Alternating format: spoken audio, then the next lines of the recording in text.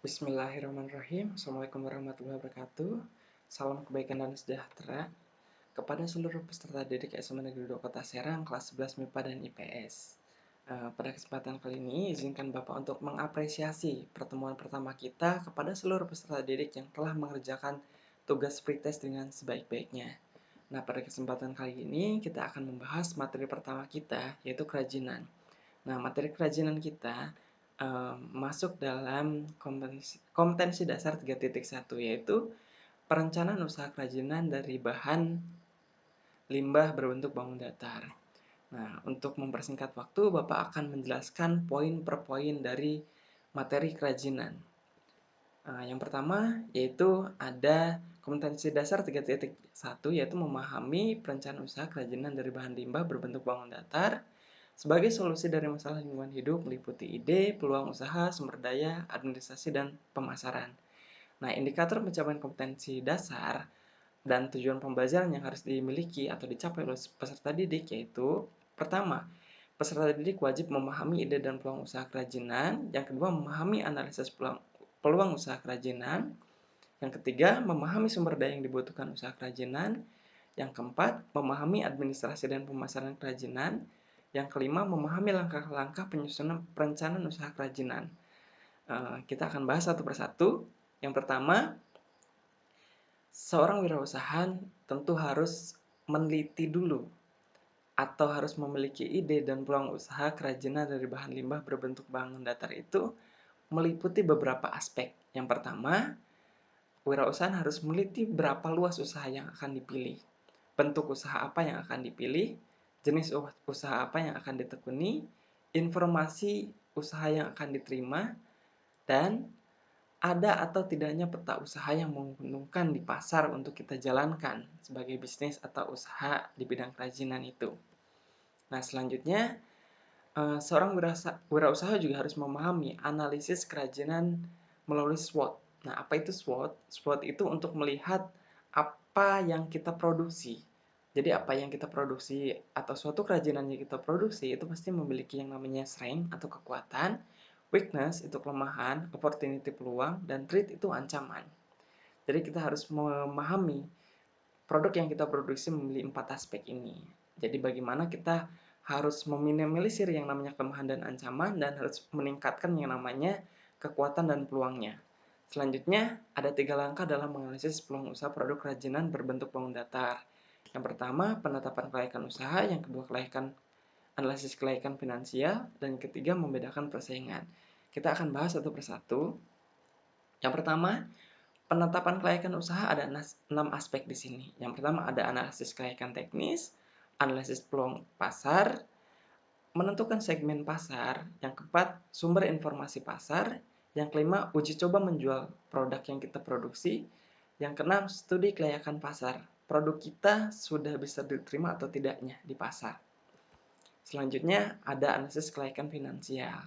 Jadi seorang wirausaha harus menentukan atau penentuan kebutuhan finansial total dengan dana yang diperlukan untuk operasional. Jadi jangan sampai modal yang kita miliki itu tidak cukup untuk menjalankan operasional suatu perusahaan kita atau suatu produk yang akan kita produksi. Yang kedua, penetapan sumber daya finansial yang tersedia. Yang dimaksud di sini adalah karyawan yang kita butuhkan itu berapa banyak.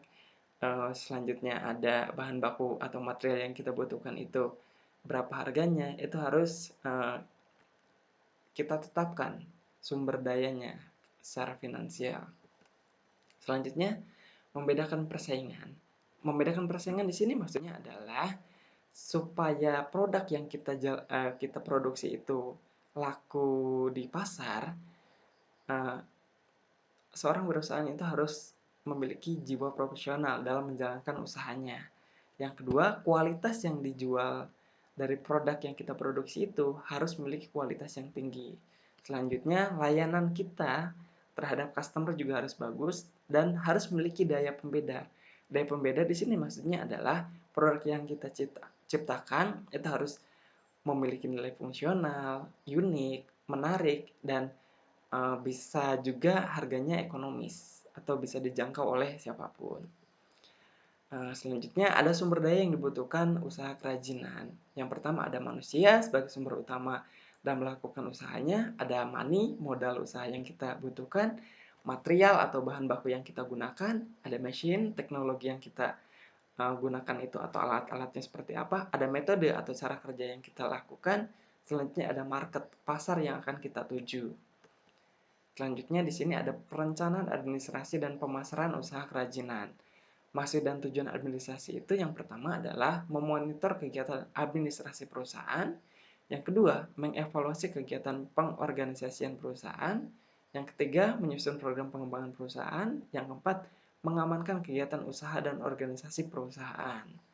Selanjutnya di sini ada perizinan usaha yang wajib dimiliki bagi seorang wirausahaan. Yang pertama itu ada surat izin gangguan atau HO, surat izin tempat usaha atau SITU disingkatnya, ada surat izin usaha perdagangan SIUP, yang selanjutnya ada surat menyurat seperti ada surat perkenalan usaha kita, permintaan penawaran, pemesanan, pemberitahuan pengiriman barang, pengaduan, dan pengiriman pembayaran.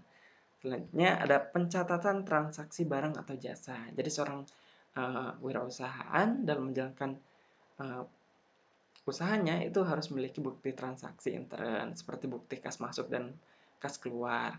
Bukti transaksi ekstern itu seperti faktur, kwitansi, nota.